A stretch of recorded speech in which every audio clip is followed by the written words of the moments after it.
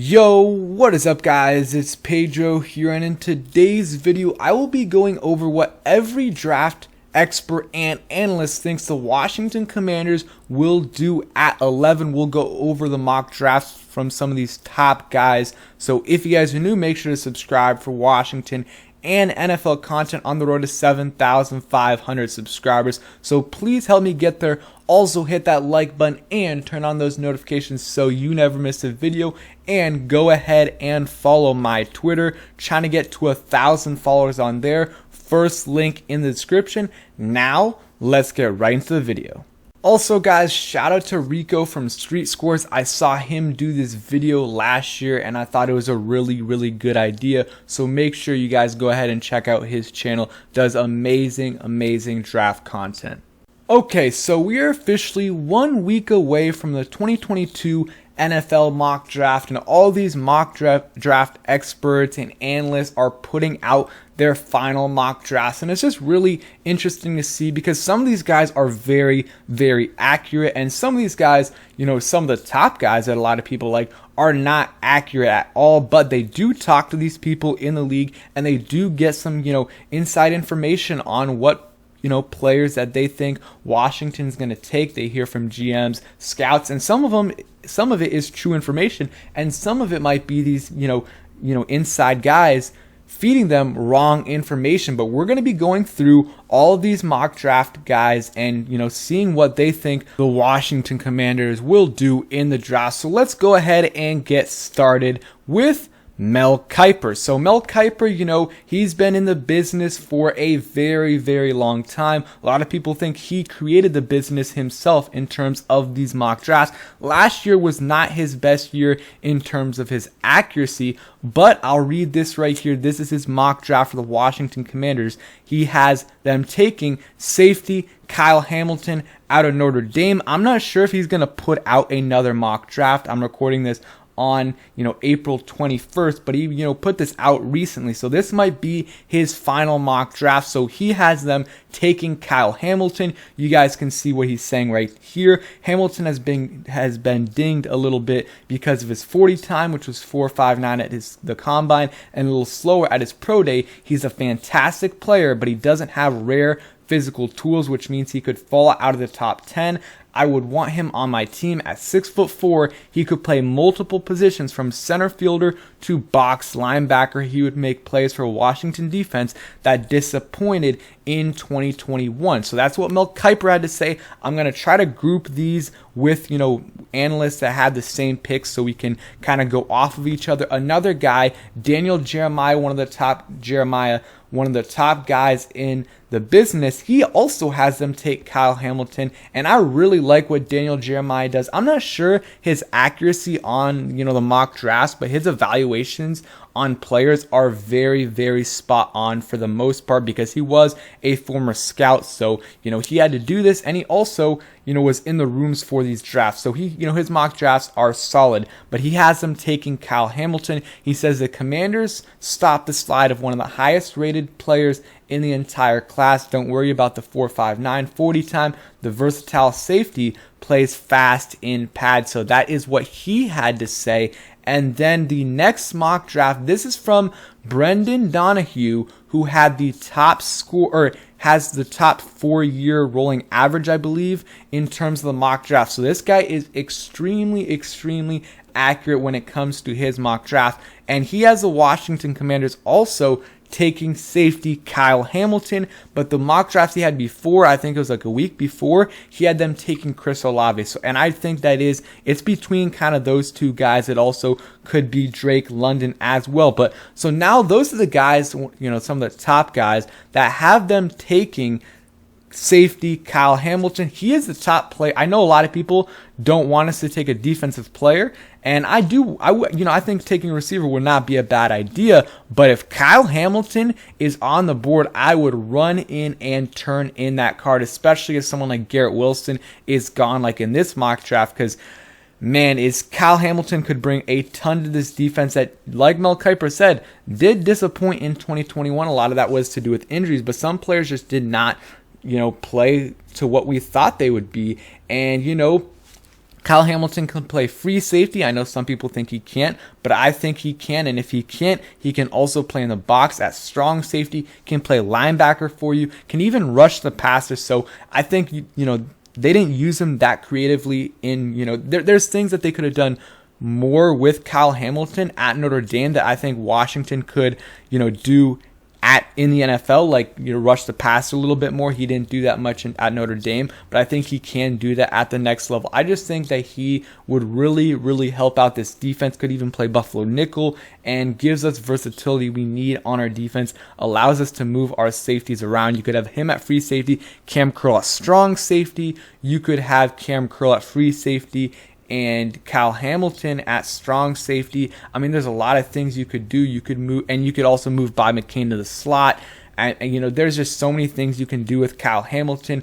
Great tackler, doesn't have elite speed, but can cover these big tight, can cover really any tight end and bigger receivers. The slot guys are that's what is going to hurt him at the next level. You don't want to put him in position where he's covering those smaller slot receivers. But Kyle Hamilton would love the pick at 11 for the Washington Commanders. And don't get me wrong, I would be happy with a wide receiver for sure. But if Kyle Hamilton is there, I am taking him. And if Kyle Hamilton isn't there, then I'll take the top wide receiver in this class. And like I said, in his previous mock draft, he had them taking Chris Olave. So we'll see.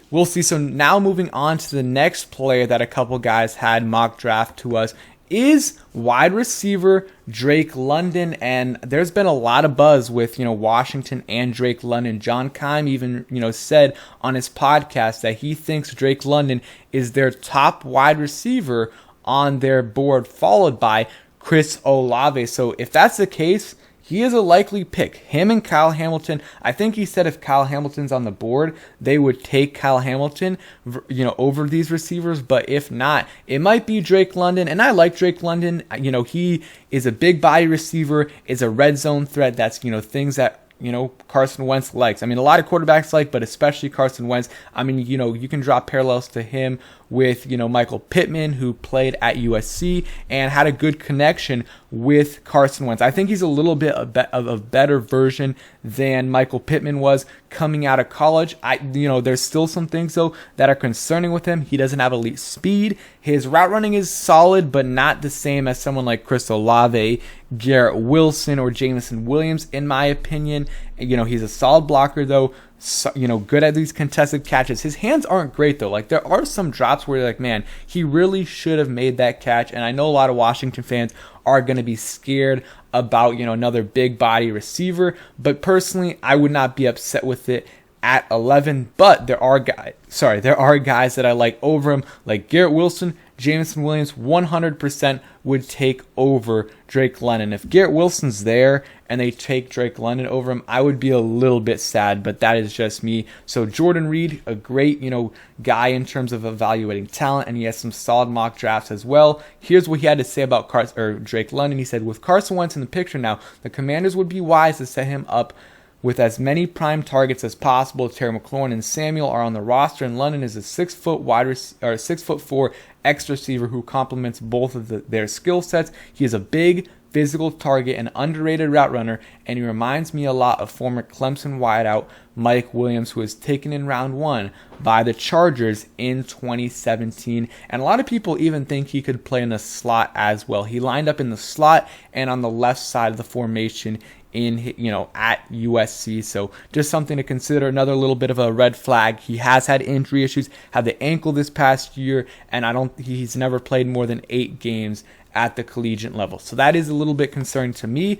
Ben Stanek, who also, I think he's won 2 awards in terms of who had the best mock draft. His latest mock draft has the Washington Commanders selecting Drake London. He had a piece today, where he had 3 different mock drafts, 3 different scenarios. I don't want to, count that because I don't think that's his official mock draft. But in that mock draft, I believe he had Drake London, he had Kyle Hamilton in another one, and Zion Johnson in a trade back scenario in another one of those mock drafts. So in this, he says, he just has them taking Drake London. If you guys want to read what he has to say, you guys can go ahead and check that article out. What he said about some guys that could be drafted besides, Drake London at 11. I'm trying to scroll down to it. He says, so others considered Derek Stingley Jr., cornerback out of LSU, Ohio State wide receiver Garrett Wilson, and Ohio State wide receiver Chris Olave. All guys that I think they could definitely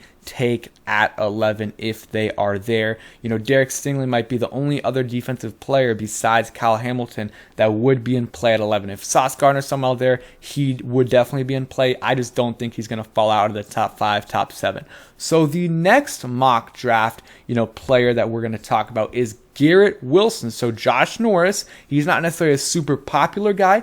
He's getting there, but he had the most accurate mock draft last year, and he has the Washington Commanders selecting wide receiver Garrett Wilson out of Ohio State. I personally would absolutely love this pick because he's my number 1 receiver in this class. He just is a good route runner, not an elite route runner, but a very good route runner, has great hands, good at those contested catches, is quick enough. He had a faster 40 time than Olave, and he is amazing after the catch. All things you want in an NFL wide receiver. A lot of people comp him to Stephon Diggs, and I would take Stephon Diggs 100 out of 100 times in the first round. So sign me up if I'm getting Stephon Diggs. I don't know if he's going to be there. I would probably say like a 35% chance that, Garrett Wilson's there at 11, but if he's there, I would take him. But it seems like they are leaning Olave and London over Garrett Wilson. Again, it's,